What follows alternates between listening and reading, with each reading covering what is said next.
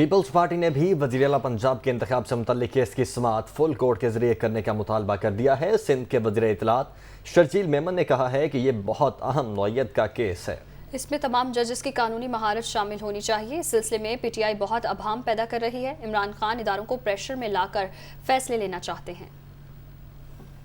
ये एक अहम नौयत का केस है और इसमें बहुत ज़्यादा कॉन्ट्राडिक्शंस मौजूद हैं। बहुत इबाम पैदा किए जा रहे हैं पीटीआई की तरफ से।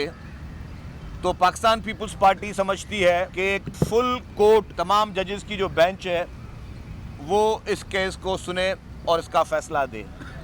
हम चाहते हैं कि तमाम ऑनरेबल जजेस कानूनी महारत इस फैसले में शामिल हो और इस फैसले को आइसोलेशन में ना लिया जाए। इमरान खान सिर्फ एक चीज़ पर फोकस कर रहा है, या जजमेंट और डिसीजंस उसके फेवर में हो, वरना वो मुल्क में अनारकी फैलाएगा।